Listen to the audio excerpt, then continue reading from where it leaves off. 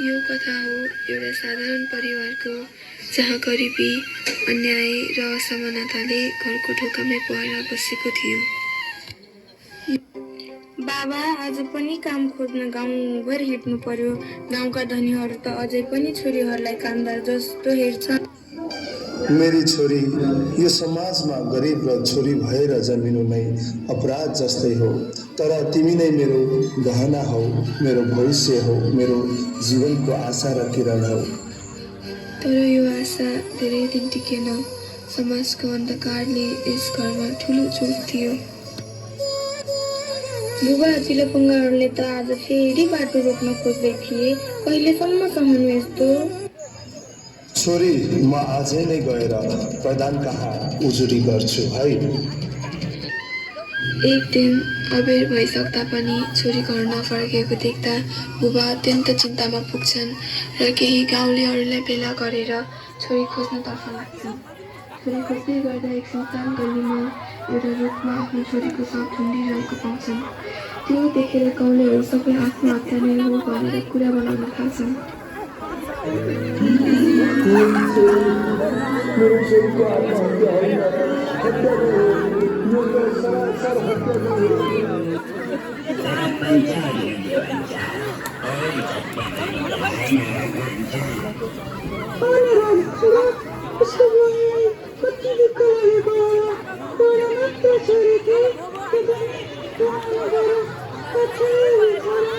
गाउँमा सभा पुग्छ। त्यो सबै गाउँलेहरूका साथसाथै पञ्चायत पनि त्यहाँ भेला हुन्छन्।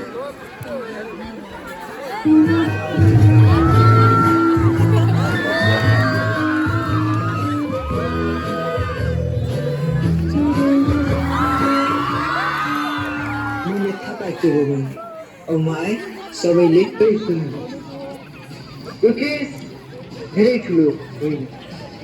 छोरीलाई पहिलेदेखि समाजले हेपिरहेको थियो, जसका कारण उसको मन दुखेको भएर उसले आत्महत्या गर्यो। यति सानो कुरामा प्रहरी बोलाएर के गर्नुहुन्छ भन्नुहोस् त। प्रधानज्यू, के भन्न खोज्नुभएको? कसैको मृत्यु सामान्य कुरा रे? त बोली नगर है, मलाई थाहा छैन। खोती हाँसेको र पोथी बासेको कति सहज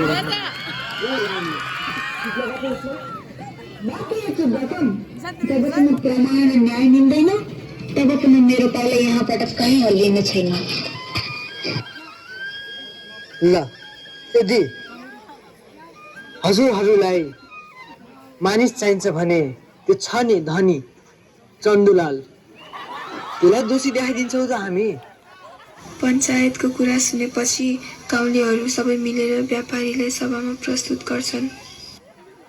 निर्दोष छु प्रधान साहब, मैले उसलाई छुनदेखि नराम्रो नजरले हेरेको पनि छैन। तैँले भनेर हुन्छ? गाउँमा पुलिस आयो भने झन् झमेला हुन्छ। मैले जे भन्छु त्यो यो समाजमा मान्नुपर्छ। यो त न्याय हो। सत्यलाई जति लुकाए पनि लुक्दैन। आज तपाईँको असत्यको जित भएको छ भने भोलि मेरो सत्यको जित हुनेछ। यति कुरा याद राखिराख्नुहोस्। सत्य सत्य मैले जे भन्छु त्यही हो। त्यो राजनीतिमा यस्तो खेल खेलिरहनुपर्छ। त्यही भने तँ जस्तो आम महिलाले चाहिँ के प्रमाण देखाउन सक्छस् कि मैले यो कुरा अन्याय गर्न खोजेको भनेर? प्रमाण रे? हजुरलाई प्रमाण चाहिएको होइन? त्यसो भए प्रहरीले सम्पर्क गरौँ। तपाईँको झुटको पर्दाफास त म कसरी गर्छु हेरी बस्नुहोस्।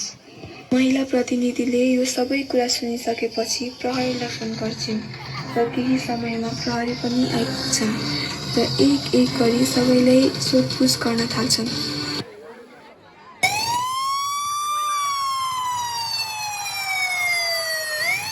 पहिलेबाट योगेश हामीहरूका हातमा छ।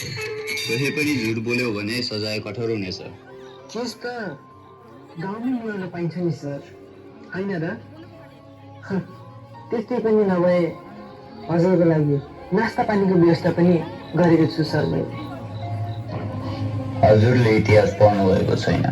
नेपालका महान राजा पृथ्वीनारायण शाहले भनेका थिए, दोष लिन र दिने दुवै देशका शत्रु हुन्। त्यो कुरा आज पनि उस्तै लागू हुन्छ। म भ्रष्टाचार, घुस र जोडसँग सम्झौता गर्दिन।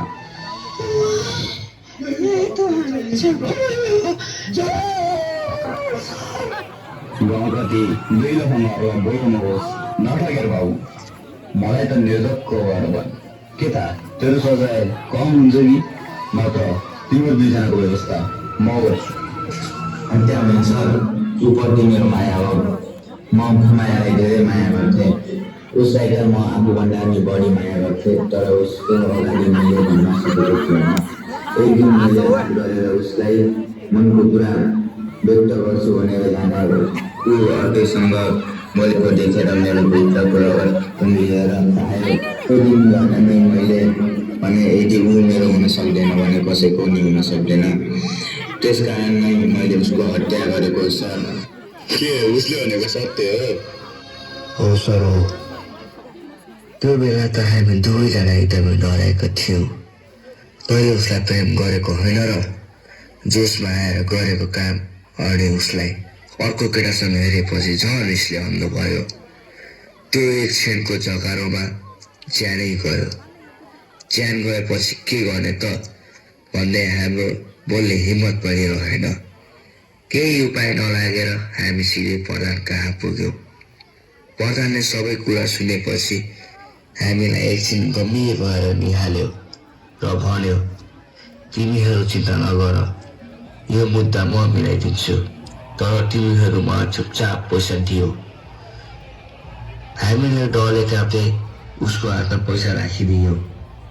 पैसा पाउने बित्तिकै प्रधानको आवाज फेरियो, अब म तिमीहरूकै मान्छे हो, तिमीहरू चिन्ता नगर। बाहिरबाट कोही बोलिदियो भने त्यसलाई मिलाउने म छु।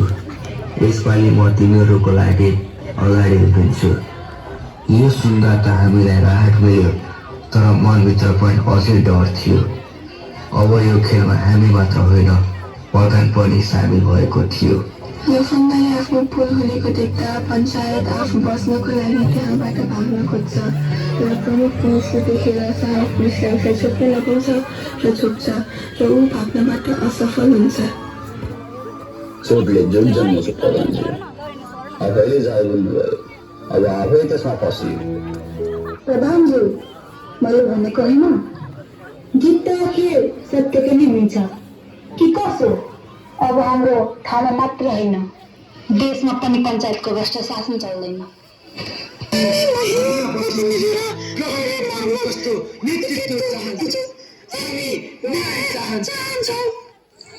मेरी छोरी फर्किँदैन, तर आज सत्यले आवाज पायो, न्याय पायो। मेरा लागि त्यति नै ठुलो कुरा हो। भन्ने गर्छन् नि कि झुटले केही समय चम्किलो देखिन सक्छ, तर सत्यको उज्यालो कहिले निप्दैन। भ्रष्ट शासन ढल्छ, तर न्यायको जग कहिले ढल्किँदैन। धन्यवाद।